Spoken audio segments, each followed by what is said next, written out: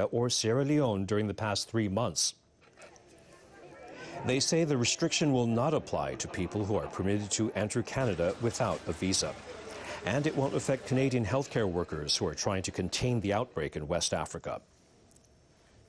Health Minister Rona Ambrose said protecting Canadian citizens is the top priority, and that the government is taking all precautionary measures.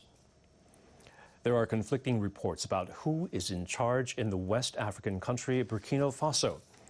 President Blaise Compaoré resigned suddenly on Friday following protests that drew thousands of people onto the streets of the capital, Ouagadougou.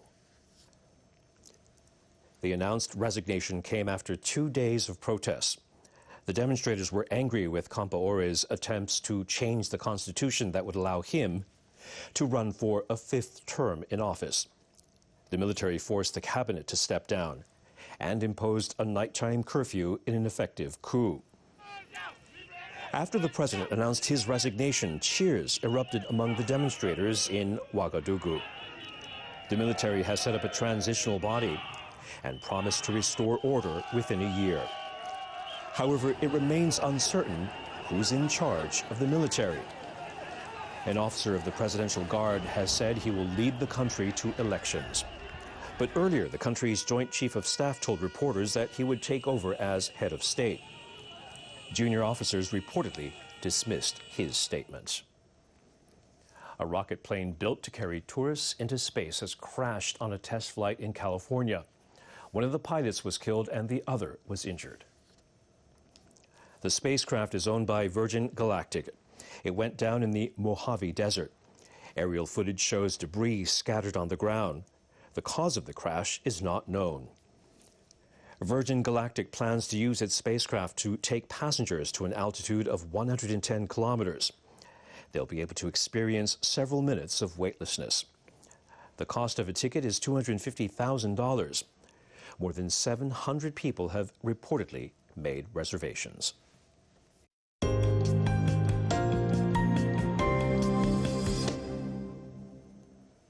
Officials with Japan's Coast Guard say a large number of suspected Chinese fishing boats have been spotted operating off a group of islands south of Tokyo.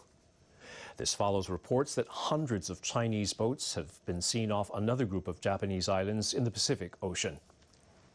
The officials say the boats are operating over a wider area and that they're stepping up surveillance. An NHK crew flew near the Izu Island chain on Saturday. They spotted 60 to 70 fishing boats in waters about 10 kilometers off Torishima Island around noon.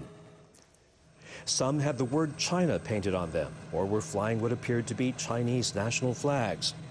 Crew members were seen dropping blue nets into the ocean.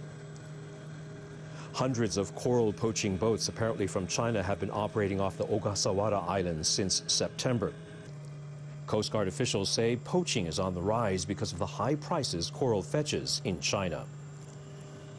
On Thursday, the captain of one of the ships was arrested for illegally harvesting coral in Japan's territorial waters.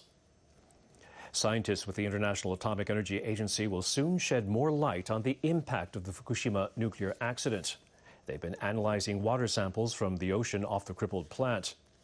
They say they'll bring their results to Japan next week. David Osborne is the director of the IAEA Environment Laboratories in Monaco. He and another expert will be in Japan from Tuesday to Friday. IAEA staff collected water samples off the Fukushima Daiichi nuclear plant in September. They've been studying the effects of radioactive materials on the ocean's ecosystem. IAEA officials want to make studies about the impact of the accident more transparent. They've been advising authorities in Japan to disclose results from more than one institution. The experts visiting next week plan to assess Japanese research data by comparing them with their own. They'll also take more seawater samples near the plant. Japan's Toyota Motor Corporation has announced expansion plans in South America. The company will soon start exporting its passenger cars made in Brazil to neighboring Uruguay and Paraguay.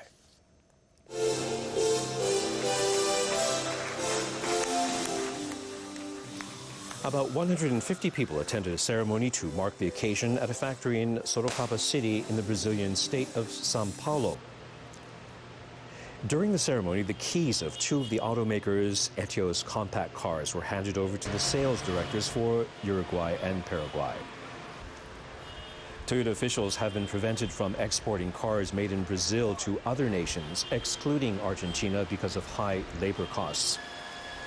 However, the automaker decided to expand exports after the Brazilian government adopted a tax break equal to 3% of export sales. It will allow South Americans to drive locally produced cars. We want to sell made-in-Brazil cars to customers on the continent. Toyota aims to sell about 500 vehicles a year in Uruguay and Paraguay. More to come here on Newsline, but first, here's the extended world weather forecast.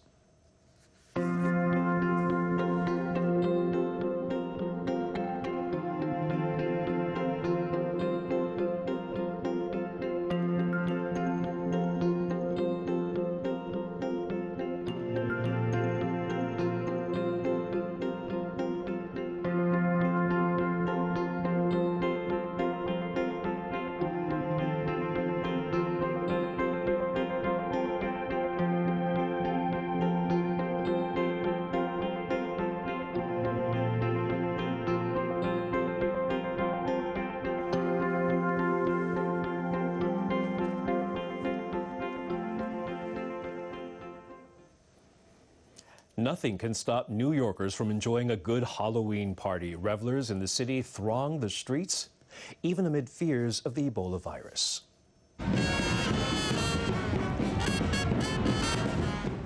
Crowds of people took part in the annual parade through Lower Manhattan. They carried pumpkins, skeletons, and other ghoulish objects. One day out of your life, you be something different, and you could be anything you want to be. I love it. Okay. Mwah. Organizers say they had expected a lower turnout this year because of concerns over Ebola. But a record 2 million people took part. There were also more police officers in attendance. City officials deployed extra security over concerns about terrorism related to Islamic State militants. And trick-or-treat to all those who are still celebrating. I'm James Tengon here on Newsline. Thanks for watching.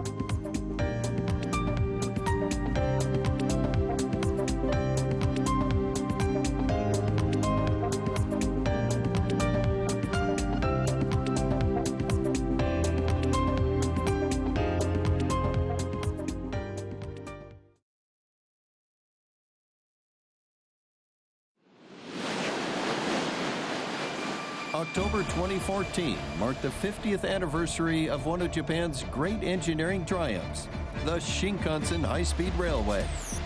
The Tohoku Shinkansen, which connects Tokyo to northern Japan, can reach speeds of 320 kilometers per hour.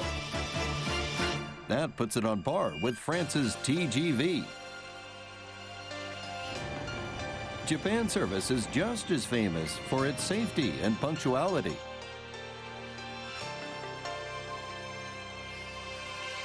Railway experts around the world are paying close attention to the Japanese high-speed railway system.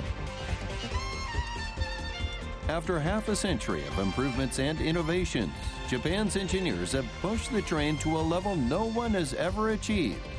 They've developed the world's leading technologies to cut noise, conserve energy, and reduce weight.